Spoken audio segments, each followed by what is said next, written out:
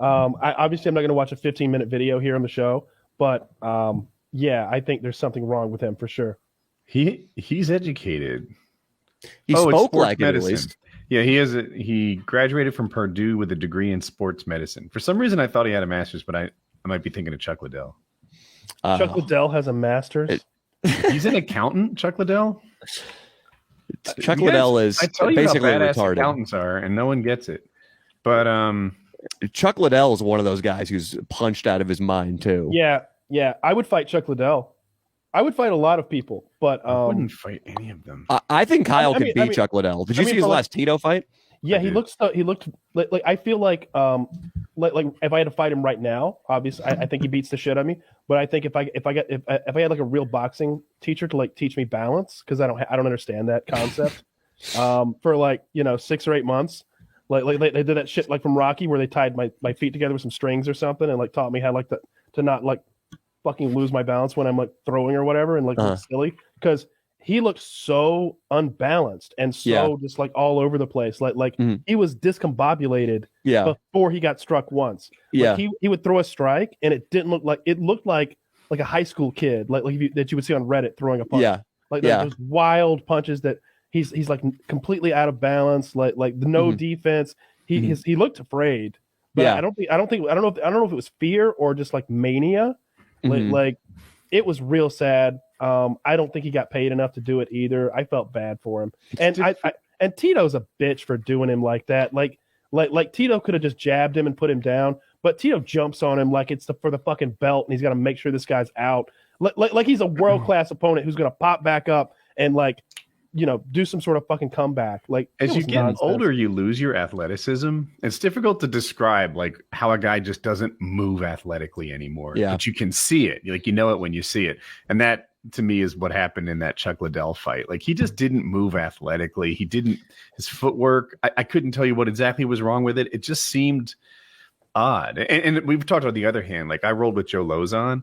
And he just did this warm-up thing where he kind of bounced on his toes and wobbled his head ear to ear like this. And just the way he did it, I was like, oh, yeah, he's something different than me. Like he just moved athletically. And anyway, Chuck Liddell is an accountant, but he doesn't have a master's. Rich Franklin's a dude with the master's. There it is. Okay. Yeah, I'm always impressed when those guys are and girls have the intelligence. They're just winning at everything. Like oh, what's her name? Shevchenko, yeah. Yeah, Shevchenko, Valentina Shevchenko. Like, she's just like good at everything. Like she's like a fucking Matrix character or something. She's a dancer. Is she literally an assassin or special ops person or something? She has some advanced firearms training. That's really cool stuff to watch. Military experience? Am I wrong? I don't think military experience. Maybe I made it up. Obviously, you can go back to what's his name that fought Vanderlei Silva. Remember that stare off that they always talk about? Where was it Mirko? Was it Mirko Cro Cop that has the standoff with Vanderlei Silva and Dan Henderson? No, it was the guy. I think you're right. I think you're right. Cro Cop is the guy that doesn't move, and Silva is the guy that does the hand thing. And Silva his fighter name was the Axe Murderer.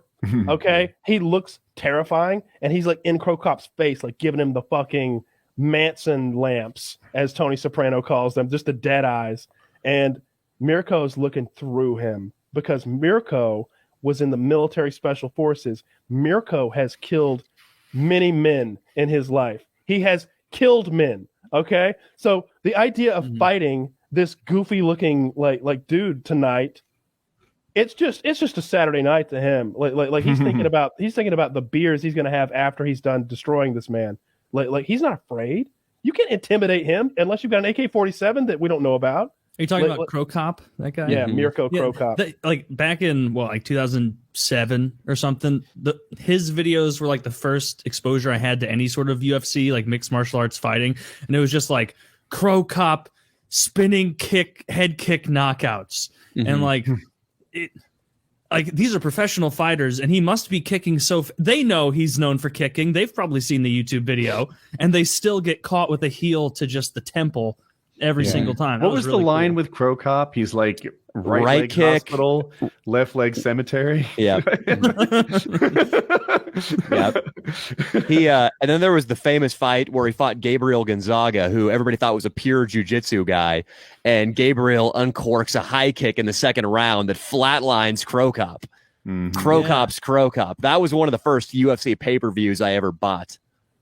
Yeah. The first one I ever watched was at Woody's house. We watched John Jones versus Chael Sonnen, and that's what really sparked my interest in the UFC, because that was such a good card. It had Big Country on it. He was on the card, and I was fascinated. Kyle had an affinity for him. I was fascinated that like such a man existed within within what I. And he's pretty good. He peaked as like a top 5, maybe heavyweight. Yeah. And he'd do that belly rub thing, and it was just like, oh, this is so cool that like any body style, if you're talented enough, seems to be able to rise to like.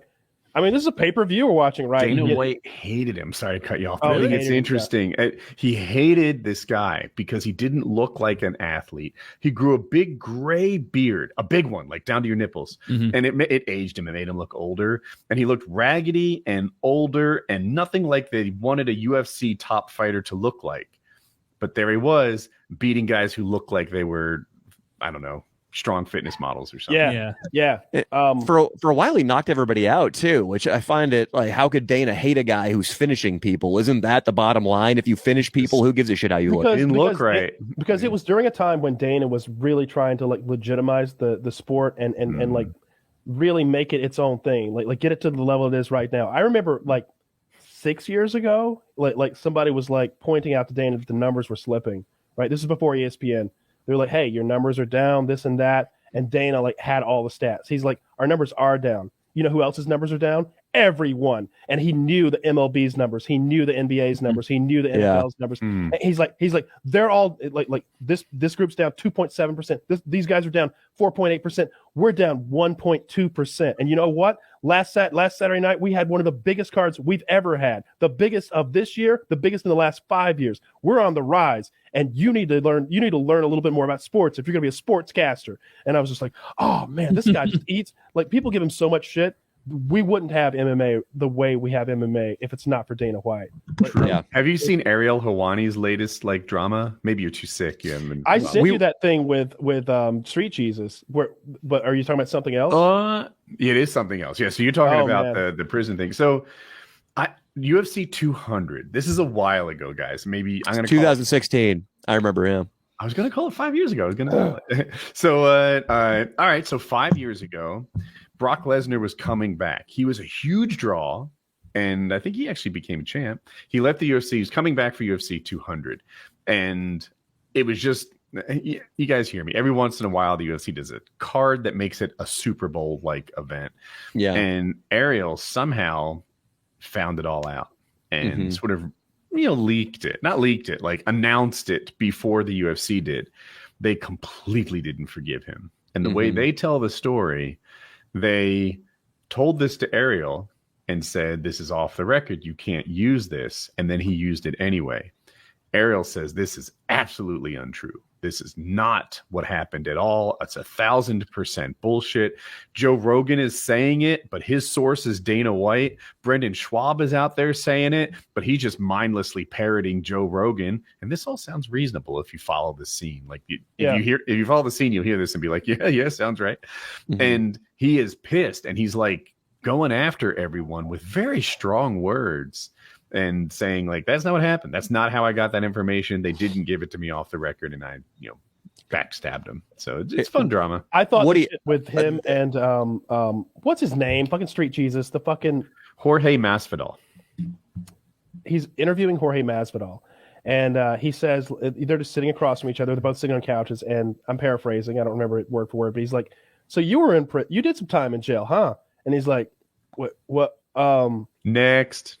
Well, I don't know about that. And he's like, no, I don't want to talk about it. He's like, you don't want to talk about it? It's like, yeah, I mean, those could be rumors. You don't know if I was in jail or not. He's like, so you don't want to talk about it? He's like, next, let's move along. He's like, okay, could we talk about your father? And he's like, yeah, we can talk about him. He was also in jail. And